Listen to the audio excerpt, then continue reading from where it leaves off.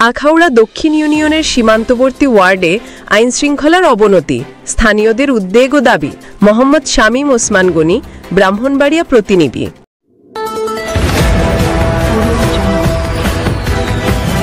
বিশ্বজুড়ে ব্রাহ্মণবাড়িয়ার news24.com-এর পক্ষ থেকে সবাইকে স্বাগতম।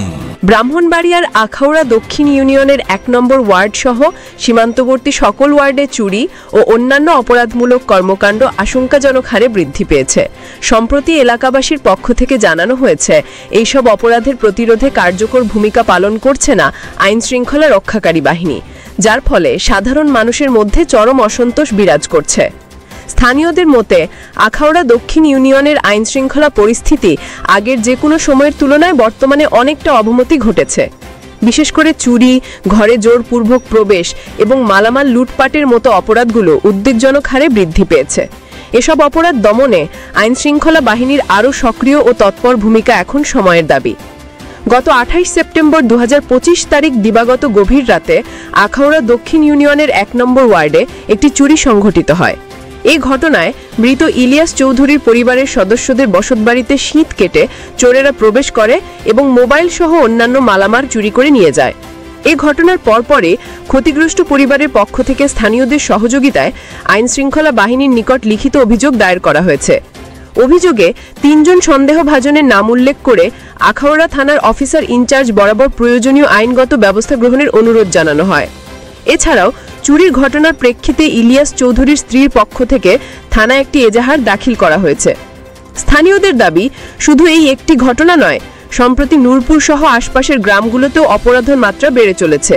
চুরি সহ অন্যান্য অপরাধমূলক কর্মকাণ্ডের সঙ্গে জড়িতদের চিহ্নিত করে যথাযথ আইনানুগ ব্যবস্থা গ্রহণের জন্য পুলিশ প্রশাসনের প্রতি জোর দাবি জানিয়েছেন এলাকাবাসী। আখাউড়া দক্ষিণ ইউনিয়নের ১ নম্বর ওয়ার্ডের সাধারণ মানুষের একটাই প্রত্যাশা, নূরপুর ও আশপাশের এলাকাগুলোকে চোর ডাকাতের ভয় থেকে মুক্ত করে একটি নিরাপদ ও শান্তিপূর্ণ পরিবেশ ফিরিয়ে আনা হোক। আমরা ১০টা সাড়ে 10টার মধ্যে ঘুমাই গেছি আর কি। তো আমার স্বামী তো মারা গেছে, ছেলে বিদের 2টা মেয়ে নিয়ে আমি। স্বামীর নাম কি? আমার স্বামীর নাম মোহাম্মদ ইলিয়াস চৌধুরী। ইলিয়াস চৌধুরী চৌধুরী। জি, বলুন আসলে গতকাল রাতে কি হয়েছে? জি, পরে আমরা 10টা সাড়ে 10টার মধ্যে ঘুমাই গেছি গা। পরে রাত্রে 2টা আড়াইটার দিকে আমরা শব্দ পাইতেছি, লড়াচুরি বা জিনিসের আলমারি এখানে মানে মানে এটা খোলার চেষ্টা করতেছে। হঠাৎ করে আমরা ঘুম ভাঙা যাওয়ার পরে দেখি 3 জন ঘরের ভিতরে। পরে আমি জুড়ে চিল্লি মারছি চোর চোর করে। পরে হেরা এই দিক দিয়ে ঢুকা আমাদের ঘরের পিছ দরের দরজাটা দিয়া হেরা জান দেয়া মনে করুন দৌড়ে পালাই গেছে। পরে আমি উঠার পরে আমার ভাসুর, আমার আরেক ভাসুরের ছেলে, পাড়াপড়শি হেরা সবাই আমার চিল্লি শুনে জ্বর হয়েছে, হেরা দৌড়ে গেছে, হেরা আর ধরতে পারেন। যে 3 জন প্রবেশ করছিল তাদেরকে চিনতে পারছেন? জি, আমি চিনতে পারছি। হ্যাঁ, চিনতে পারছি। হেরা তাৎক্ষণিক ঘর থেকে বের হয়ে গেছে আর কি, সাথে সাথে। এলাকার আমাদের আশেপাশের আর কি। হেরার সাথে হেরার মানে এগুলা সব মনে করে নিশাখোর, আর হেরার আগেরও চোরের মামলা আছে আর কি বিরুদ্ধে। জি, থানাতে হেরার অনেক মামলা। হেরা যাওয়ার পরে আমরা খুঁজে বের করলাম। আমার মেয়ের 5টা 3 পিস নতুন আনছিলাম, এটা রাখছিলাম আর কি হ্যাঙ্গারে। এখানে 5টা 3 পিস, আমার মোবাইলটা, টাচ মোবাইল একটাই টাচ মোবাইল, আর হলো গিয়া আমার যে প্লাস্টিকের ব্যাংক ছিল, এনে কিছু টাকা জমা ছিল, এগুলা নিয়ে হেরা দূর মেরে ফেলাইছে। আর এই আলমারিটা সুকেশটা হেরা ভাঙার চেষ্টা করছে, এই আওয়াজে আমরা উঠে গেছি। উঠার কারণে হেরা আমরাও দিকে ফেলেছে। আমি চিল্লি মারছি, চিল্লি মারার সাথে সাথে আমার বাসুরে জব দিছে। হেরা ওই তাৎক্ষণিক শোনার সাথে সাথে হেরা ফিস ধরে দরজা বললে 3 জন দৌড় মারছে। ওরা সবাই মিলেই করছে, রাতের অন্ধকার না, যার যার মধ্যে হেরা দূরে গেছে। চলতেছে পুরা সব মাস 6 ধরে এরকম কম হইতাছে, এখন বেশি হইতাছে। বর্তমানে আমরা শান্তি চাই, যাতে হেরা আর এরকম ভবিষ্যতে না করে। আইনের আমরা আশ্রয় নিচ্ছি। প্রতিদিন রাত্রে সুশাসন আমরা বাইর থেকে আসি।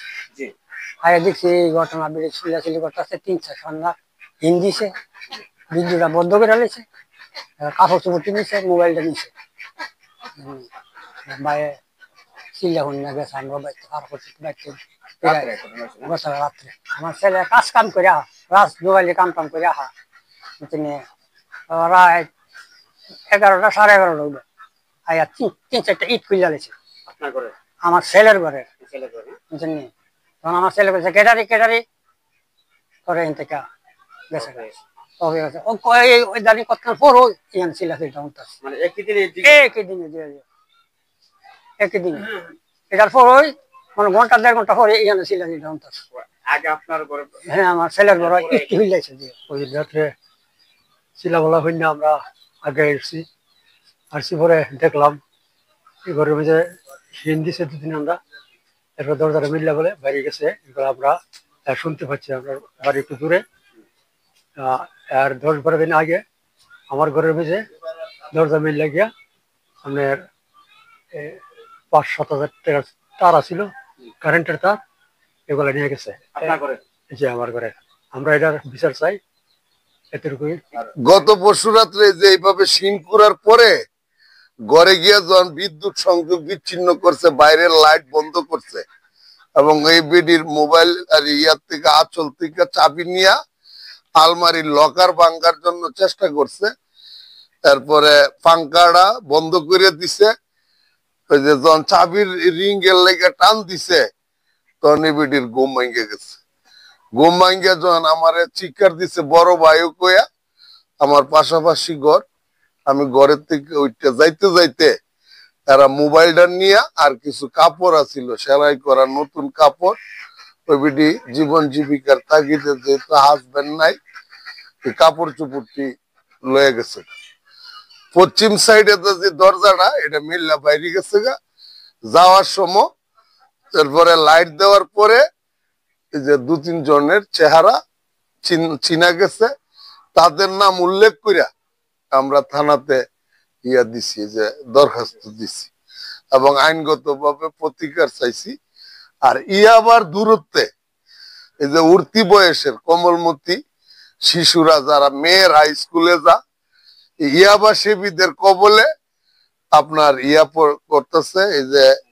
হেনস্থার শিকার হইতেছে ইপটিজিং এর শিকার হইতেছে অনেক বাবা মা যারা মেয়ে ছেলেদেরকে স্কুল কলেজে পাঠাইতেছে এরা উপশঙ্কিত আর ইয়াবার এতটা ব্যাপক বিস্তার করছে এটার জন্য মনে করো এই যে উর্তি বয়সের ছেলেরা দিন দিন ক্রমশ ইয়াবা সেবীদের দৌরত্ব বাড়তেছে আর ইয়াবার টাকা জোগাড় করার জন্য এই সমস্ত চুরি ছিনতাই এই স্বাধীনতার পরে নরবুরকেও এইরকম চুরি ছিনতাইয়ের কবলে পড়ছে না তা আমি আপনার মাধ্যমে আপনার বস্তুনিষ্ঠ নিউজের মাধ্যমে আপনার চ্যানেলের মাধ্যমে ব্রাহ্মণবাড়িয়া জেলার পুলিশ সুপার মহোদয় সহ আমাদের এই ঘটনা ঘটার পরে রাত্রি আমি থানার ডিউটি অফিসার অবহিত করছি পাশাপাশি অফিসার ইনচার্জ বরাবর আইনের প্রতিকার পাওয়ার জন্য অভিযোগ দিছি আমার ভাইয়ের বউ বাদী হয়ে আমার ছেলে গেছে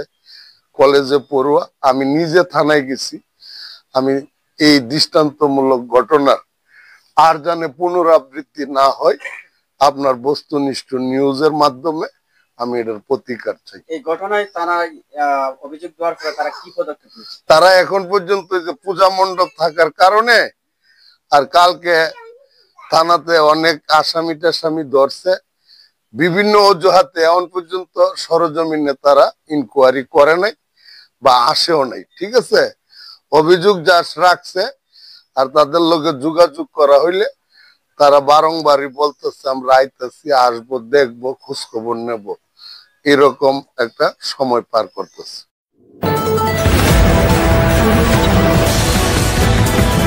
বিশ্বজুড়ে ব্রাহ্মণবাড়িয়া নিউজ 24.com এর পক্ষ থেকে সবাইকে স্বাগতম।